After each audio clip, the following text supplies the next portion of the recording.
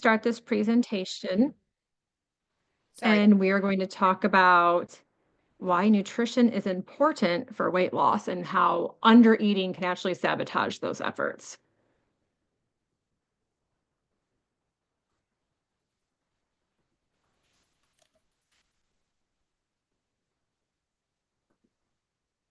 Oops, sorry.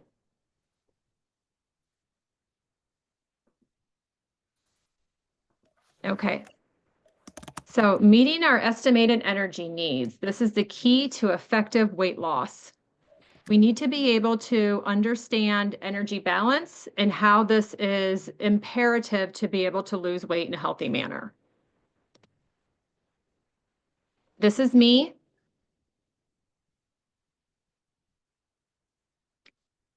This is for Premier U. Their office is in Swansea, Marion, and St. Louis. And what we're going to talk about today, we're going to understand energy needs. We're going to understand the role of energy balance in weight management, the importance of meeting energy needs for weight loss, strategies to meet these needs, and common challenges and solutions.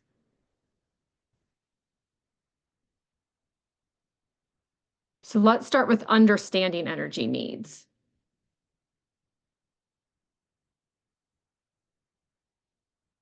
Energy needs refer to the total calories an individual requires to maintain body weight, considering various factors. So various factors would be if you have a chronic disease, or basically it takes at a minimum for your organs to function. So I talk a lot of times about how we need to be able to meet our basal energy expenditure. So a basal energy expenditure is the minimum amount of calories our body needs on a daily basis for our lungs to breathe, our hearts to beat, our organs to function.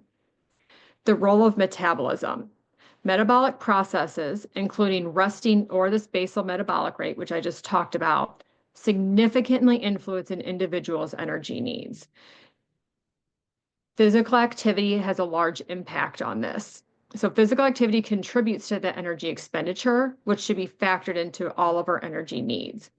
So by this, when we talk about needing to do strength training and physical activity, the more we build up our muscle mass, the more it increases that basal energy expenditure, which means we will burn more calories just at rest because we have more muscle on us, because muscle needs more energy. And this contributes to how we assess or guide you for how many calories you would need in a day. So our activity factor, or how much energy we're burning in a day, is contributing to how much calories we actually need to maintain that homeostasis with our weight or to find that balance. Factors influencing energy requirements: our age and our energy needs. So age is a crucial factor in determining energy requirements, as metabolic rates vary throughout life stages. So when we're really little, we need more energy in infancy, while we're still growing in adolescence, and then it stabilizes a little bit as younger adults and into middle adulthood. And then once we become 65 and older, those energy needs start to pick up again. Not necessarily with calories, but with protein. There is a difference between men and women and how much energy we burn. So that's always contributed into the factor of how much calories we need to be able to promote weight loss or weight maintenance. It's variations due to our body compositions, hormonal influences. There's a lot combined to that. Body composition, this is individuals with higher muscle mass, typically have higher energy requirements compared to those with more fat mass. And then our activity level. So higher levels of physical activity significantly increase energy needs to support metabolic processes and recovery.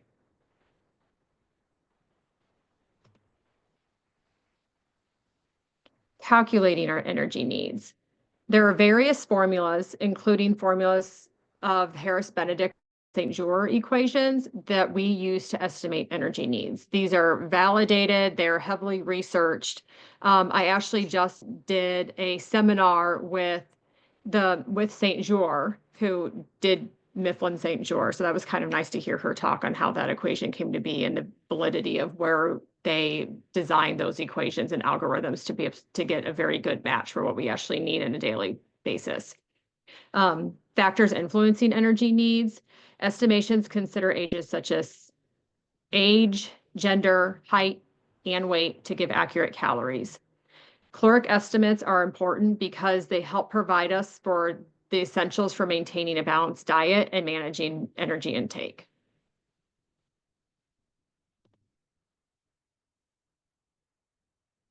The role of energy balance in weight management.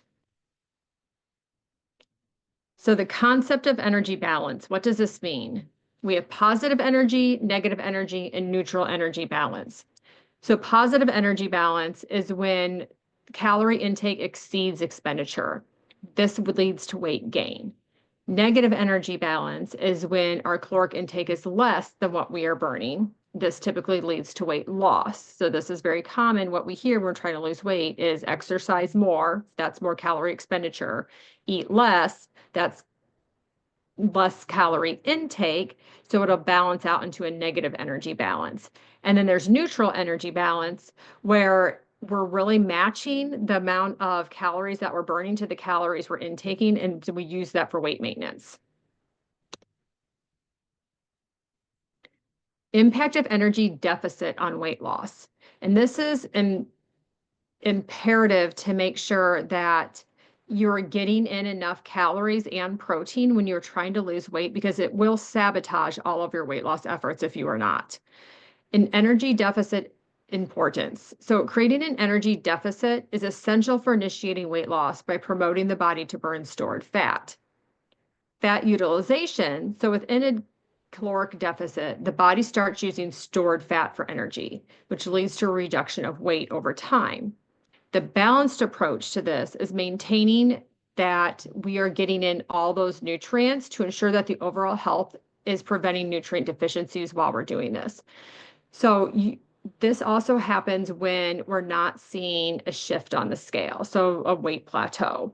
May definitely be because we think like, okay, we watch what we're eating, we're getting in this many calories, I'm eating less, I'm watching my portion sizes, I'm exercising, but yet my weight isn't going anywhere. So this is really important why we do the in-body scans in the office, because there's a lot more going on with our weight than what that total number on the scale is showing us. We really need to know like what's going on with our body fat, what's going on with our muscle mass. These are very important contributors to what that overall reflection is, what's happening in the big picture. So if we are not eating enough calories or getting in enough protein to meet that basal energy expenditure that our body needs, our body's not going to be able to burn anything, because our bodies are smart and they're adapting. And our bodies are saying, hey, we're not getting in this energy and we know we're going to need it. So we're going to start storing it. So it starts storing our carbs, it's storing our protein, it's storing our fat, and it's not burning what it should be. And that whole metabolic process is now off, and it's off balance, it's off kilter, it's not working the way it should be. So our body's now in this basically a storage or preserving mode to hold on to that energy so it can get it when it needs it, because it's not getting it by oral intake alone. So when that happens, our body first, carbohydrates are our main energy source. So we're first going to go to burn carbs. So our body's going to cue our liver to release sugar, because that's where it's stored. It's converted into glucagon. It's released into the system for energy. And that's like immediate. It's like an immediate energy release, because that is the way that sugar is stored, is it's used faster than if it was coming from food where there's fiber and protein and other things that are helping like slow down that regulation. Once it doesn't have enough sugar or calories to use, it's going to find something else. So ideally, we want it to be taking from our fat. However, if you don't have enough calories in and you don't have enough protein there, it's not going to be able to burn the fat, because those metabolic cycles are off. So it's going to start pulling protein that's being stored in our muscle. So now we're losing our muscle mass because our body's taking the protein from it just for it to function. And we're not losing our fat because it's still storing that, because it needs the fat to protect the organs from not, in case something happens, is that's where fat's purpose is. It protects our organs. It's a layer of protection. So it's not going to use that either. So this is why it's imperative that we're getting in those energy needs, that we're meeting those minimal needs. Otherwise, we are not going to lose weight, or you're going to see that weight plateau and you're not really able to move it anywhere, even though everything you're doing seemingly is correct, but you're probably not eating enough. So consequences of energy surplus. There's weight gain. So energy surplus leads to weight gain as excess calories are stored as fat in the body. Obesity risk. Chronic energy surplus can lead to obesity, which increases risk of various health issues such as diabetes, heart disease, kidney disease, sleep apnea, osteoarthritis, and fatty liver. So we really need to make sure that we're monitoring our energy intake to prevent a surplus to maintain a healthy weight. The importance of meeting energy needs for weight loss. Preventing muscle loss. Caloric intake and muscle health. So insufficient calorie and protein intake during weight loss can cause muscle loss, negatively affecting health and fitness goals. The loss of muscle mass can diminish our metabolic rate, making it harder to achieve weight loss objectives.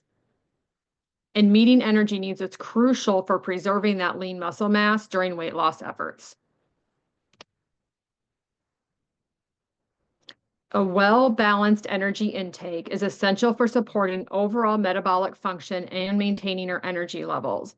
It is also very difficult to exercise and get up and be mobile and active if we don't have enough energy to do that because we don't have the right nutrition. Effects of inadequate energy can lead to a slowed metabolism, making it harder to achieve our weight loss goals. And once normal eating resumes after inadequate energy intake, there's a potential risk of weight regain due to the metabolic changes.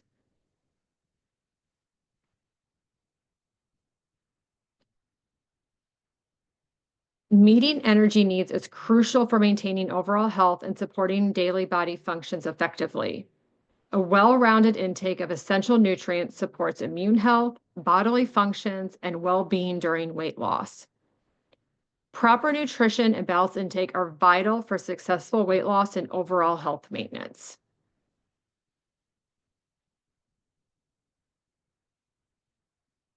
Now, let's talk about some strategies so we can help meet these energy needs. A balanced diet and nutrition, the importance of whole foods. A balanced diet emphasizes whole foods like fruits, vegetables, and whole grains because they provide essential nutrients for our bodies and our health overall. We need to make sure we have lean protein.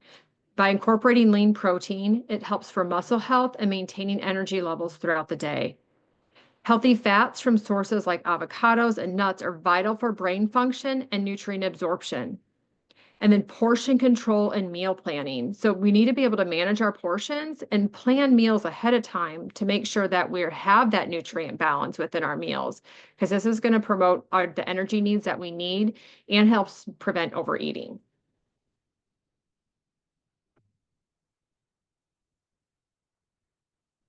I'm going to talk about protein for a little bit more specifically regarding our energy needs. So protein's effect on weight loss and weight management is also imperative. The higher protein dietary patterns promote weight management. So this has been researched and proven that the more protein, not high protein, but adequate protein promotes an overall greater weight loss. It promotes the loss of fat specifically, and it helps preserve our lean muscle mass.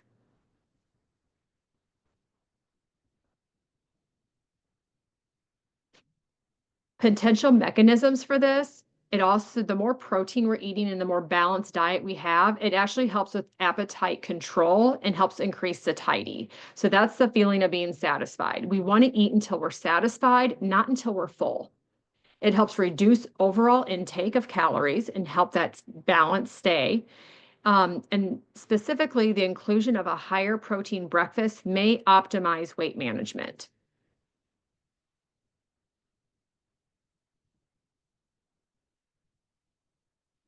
So this is going into the life cycle stages a little bit and how we advance through life stages and where our protein needs and even energy needs kind of shift. So from adolescent girls to perimenopausal women to aging adults, the protein gets higher. So in perimenopause, there's greater protein and nutrient needs, and nutrient-dense, protein-rich foods are going to be imperative to have in the diet on a daily basis. And then even for aging adults, protein needs increase again, and now to the point where we may need to consider protein supplements just to make sure that those needs are being met consistently. This was a study, you can see I have it listed below, where they were specifically looking at the muscle protein response to when you were consuming protein following resistance type exercise. And they were using a plant-based diet as a guide, but basically like how many grams of protein you need to get the best response after a workout. And this showed that the highest benefit actually came from consuming 40 grams of plant-based protein, followed by 20 grams of a plant protein blend, and then 20 grams of plant protein. So the difference between plant protein and plant protein blend is just there's multiple plant proteins involved. So plant protein could be, say they had nuts. Okay, so they had nuts or nut butter. That was their plant protein. But the plant protein blend would mean they had nuts, nut butter, along with beans or tofu. There's multiple options in there. So that's the blend. Um, but research shows that, yeah, post-workout, you really need to focus on getting the protein in, and will help with the weight loss and help you maintain that muscle mass. So going into the physical activity. To be able to increase energy expenditure, regular physical activity significantly boost our energy expenditure, aiding in weight management and overall fitness. Engaging in consistent physical activity helps maintain a healthy weight and prevents obesity-related health issues. Helps with muscle preservation. So regular exercise promotes us to be able to reserve those muscles, and it's important for weight loss to maintain strength and help our metabolism. Overall, the health benefits by incorporating physical activity support overall health, including reduction of chronic disease risk and enhancing mental well-being.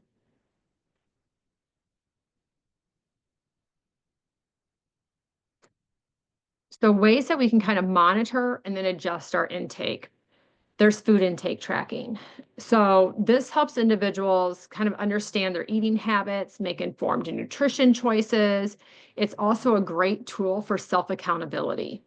Um, And a lot of times that's actually the key is the self-accountability part, because we can go through the day and think in our head what we ate, but there's little things that may be missing. Like say you're at work and you walked by Amy's desk and Amy had a candy bowl and you grabbed a piece of candy as you were walking past, but you completely forgot that by 10 o'clock p.m. and you're trying to figure out everything you ate and if you're in the right calorie range, but you're forgetting about this candy that you ate. So tracking it and writing things down helps with that accountability. Also, make sure that you're staying on track to where you need to be. You can do this by keeping a food journal with pen and paper. There's nothing wrong with that. You can put an app on your phone. You can log stuff onto your computer, whatever works best for you. There are plenty of apps out there that do this. There's apps that also include meal planning. There's apps that give you shopping lists. There's apps that also take in your physical activity in consideration and balance that in when you're doing your tracking. And you can use it beneficially, kind of proactively and reactively. So by proactively tracking, you can use this really for meal planning. So if you have an app on your phone and you're going to put all of your food in there that you're eating, if you do it all ahead of time, so like say for tomorrow, you're going to put in your breakfast, your lunch, your dinner, and your snacks. It's already all built in. It's going to help keep you on track because you already know what you're doing. You have that plan so you can stay on it. And it's probably going to discourage you that if you're off the plan, that now you have to go back in there and change it after you took all the work putting it back in. That's one way to do it. The other way is kind of doing it after the facts, so you eat and then you log it and you eat and you log it, which works if you know like where you're at and be like, say you just finished lunch and you have like 500 calories left for the rest of the day. And you're like, oh, that's not very many. I don't know if I'm gonna be able to meet that. But it kind of helps you know how to adjust to be able to still hit that target calorie range and know where you're currently at. So you can do it both ways. Energy expenditure measurement. So tracking your energy expenditure is beneficial for the understanding the balance between calories consumed and burned. And again, I know we tend to focus on calorie deficit or calorie restriction, but this can also really help if you're not getting in enough, right? So if you really need to be eating 1,500 calories a day and you're struggling to get in 1,000, that tracking can really help you see like, oh, I need to get more calories in. It can hopefully, get you to make some different choices before the day's over to be able to meet those needs. And then adjusting your nutrient intake needs to be needed for individual progress and responses to change. So as your weight changes, your calorie needs also change. So those are constantly kind of adjusting along with you.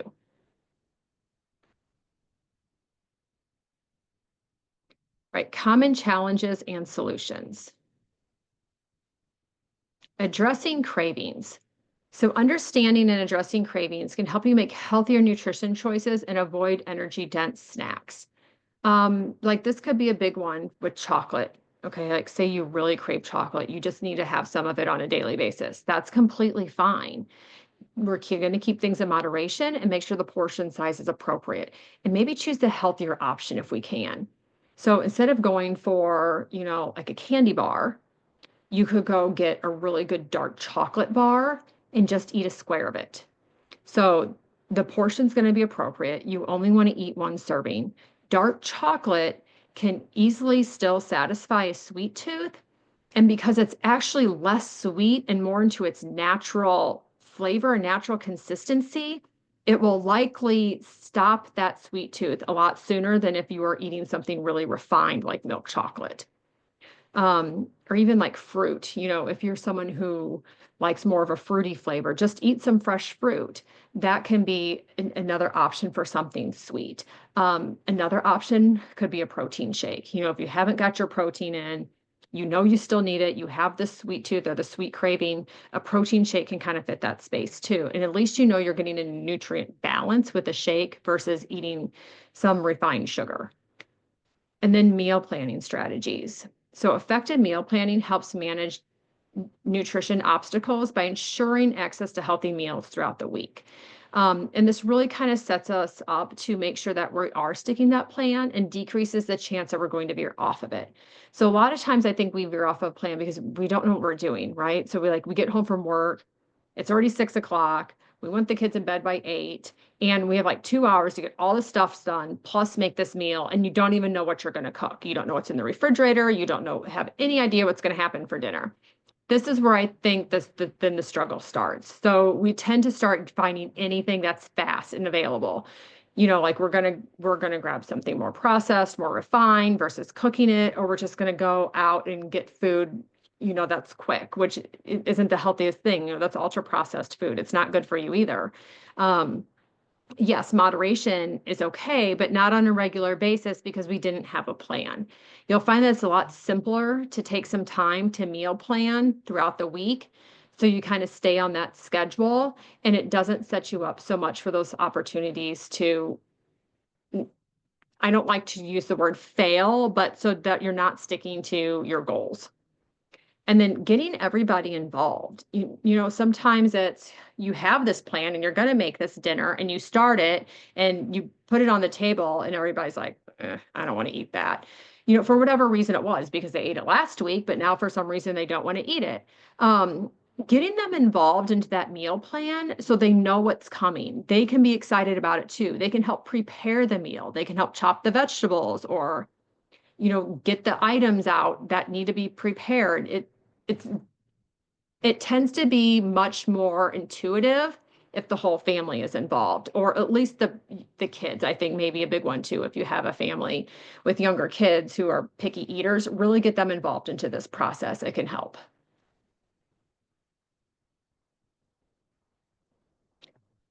And then dealing with weight plateaus. So understanding a plateau. Plateaus are periods where weight loss stalls, often occurring during weight loss journeys. At this point in time, we need to reassess our energy needs.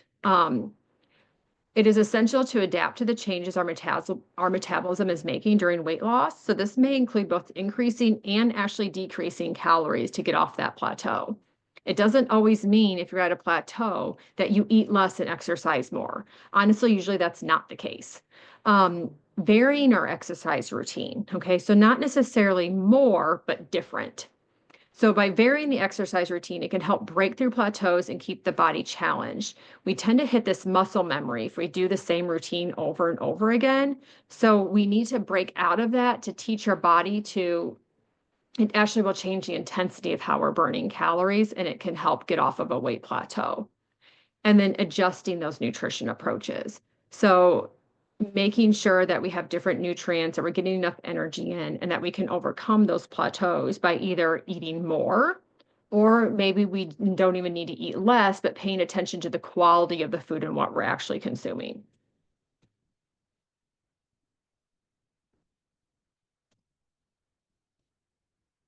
So seeking professional guidance. Healthcare professionals offer tailored strategies to meet individual weight loss goals. So, and I know you all probably know that because you're already here, but we're all here to offer a layer of support and help, because this can be a journey that can be difficult at times. We don't typically gain weight in a day, so we're not going to lose it in a day.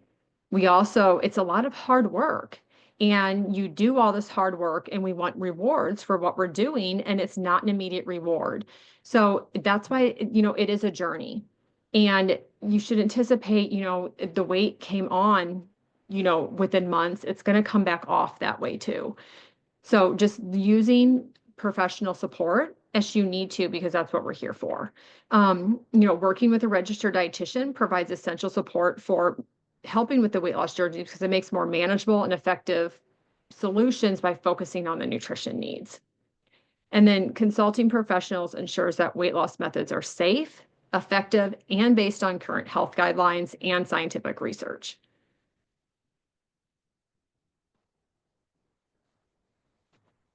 So in conclusion, understanding your energy needs is essential for effective weight management and achieving your health goals. Balancing intake and expenditure is vital to ensure effective weight loss and overall well-being.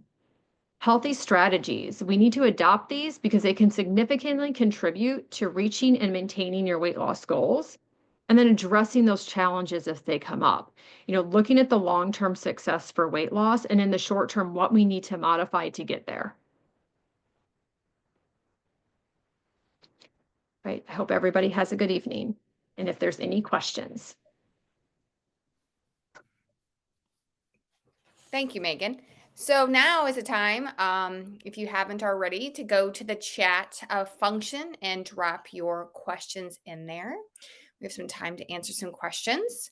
One of the questions in there, Megan, you talked about apps, many apps that are out there. Do you have a favorite app or a recommendation of an easy to use app? So yes, there are several apps.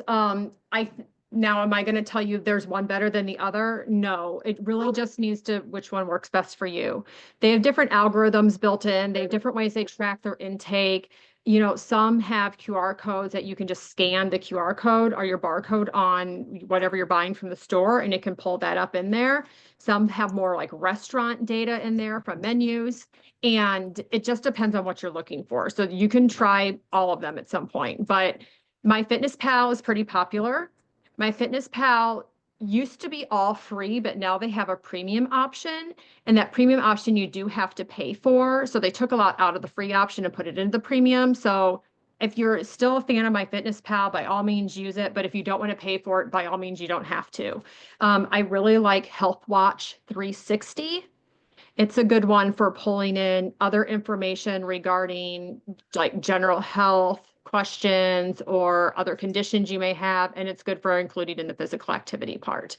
There's Calorie King, Chronometer, Berrytastic, Nutritionix, Lose It. Those are all pretty popular apps.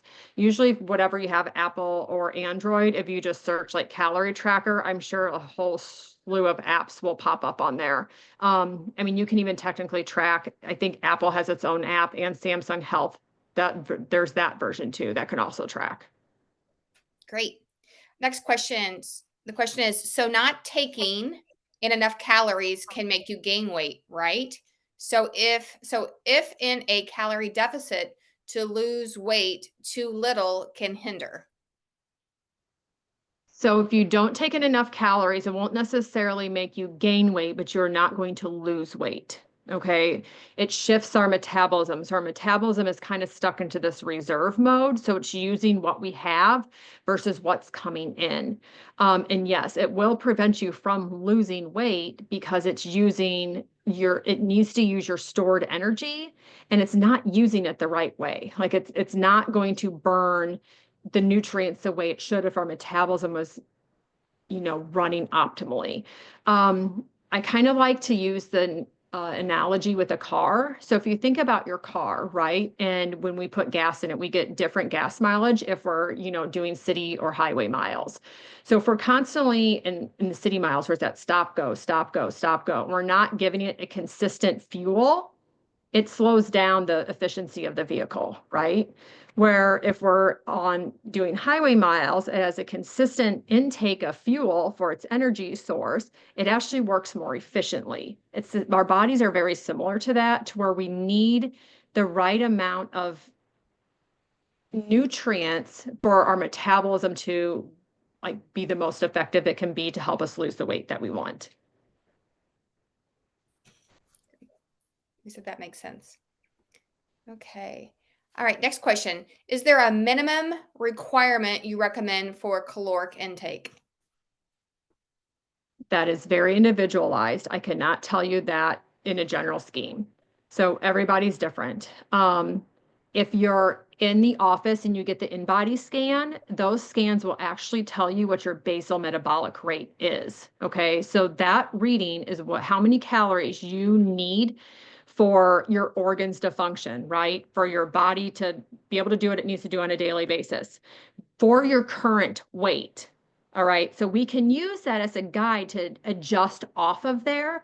So typically I know in the office they're going to usually add 200 calories on. That's that activity factor, right? Because we talked about how much activity you get also contributes to how we adjust how much energy you need. So typically, and that is honestly like a lower activity level is for the 200 calories.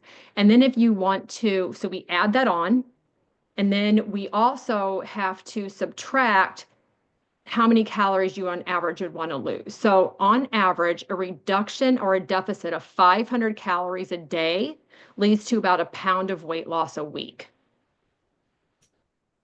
But everything else needs to be in play. Okay, you have to make sure you know where your basal energy expenditure is, and you have to know what your activity is and subtract off of that. If you just take 500 calories a day off of even like what you're currently eating, that may work, but likely there needs to be some other adjustments in there. So it's really individualized. She said, thank you. That helps. Another question. Thinking about, you've talked about getting your calories in and protein. I know you've talked in the past and these other ones about just those good on the go snacks. What should you have in your bag, at all times just for those on the go moments to ensure we're getting that good protein? I know you talked about like, your dark chocolate versus your candy bar, but what are just those good snacks to kind of, make sure you're in your everyday bag? So always focus on fiber and protein or produce and protein. Like I just think that's an easier way to remember it, produce and protein. So we need those two nutrients together. It helps with satiety, so it helps make us feel satisfied sooner, helps with blood sugar regulation, helps with bowel regularity. It has a lot of advantages to eating those foods together. So fiber comes from whole grains, fruits, and vegetables. And then protein, you want to keep it lean. Okay. So like white meat, poultry, fish is great. It's also anti-inflammatory. You could do eggs, plant-based protein. So things like nuts, nut butters, legumes, which are your beans, lentils, peas, mushrooms, tofu. So if you want to put those into snacks and things that you can keep on you, you could make your own trail mix. Okay. Like getting some unsalted mixed nuts, getting some plain cereal. So something like plain Cheerios, like the yellow box Cheerios, Kix, which have a little bit of sweetness to them. You could do something like all bran or a flake. and just mix that together in a bag. If you want something else in there, get dehydrated fruit, not dried, but dehydrated. Dried fruit typically adds sugar. Dehydrated just literally pulls all the water and the moisture out of the fruit. And mix that together and use that as a snack. Now, after that's portioned out, though, what fits in about the scoop of your hand or a quarter of a cup would be a serving. So that's a good option. Protein bars could be an option. You really want to look for something that's under 250 calories, that it's a higher level of protein, and that it has fiber in it. Um, Other options, I typically, like carrot sticks, celery sticks, some sort of raw veggies with hummus is a good option. Apples and peanut butter, a banana and a cheese stick. Those are all other ways that you can kind of get those snacks in there. But something literally that you just want to take with you and always have on you. The whole bean trail mix is a good one, or just keeping just plain unsalted mixed nuts in with you. That could be another one. Um, or a decent protein bar. Great. Any other questions as we wrap up this evening? As I'm giving it a few minutes here for any last minute questions, as always, Megan, thank you for reviewing this with us. I think these are always so helpful tips because as we know, when we start this weight loss journey, or even like I said earlier, even like hormone journeys, there's so many things to think about and at times can be very overwhelming. What I appreciate is kind of breaking it down in very like lack of a better word, snackable parts for us to understand better and just making it easy to use. I really appreciate that. And I was just reading here. But also too, just want to say to the group, if this is your first group and you found this very interesting and very helpful, we do have these once a month. Look into your clinic for those dates every month. Also, to an email usually goes out with that information. And if you want to know other topics, say this is your first one, but hey, what have I missed? And again, ask anyone at the location that you go to. We can send you those videos or even the PowerPoint handouts that go with it. And with the PowerPoint handout tonight, we will be sending this in an email also to your clinic. So, yeah, talk to your staff because this should be good, useful information.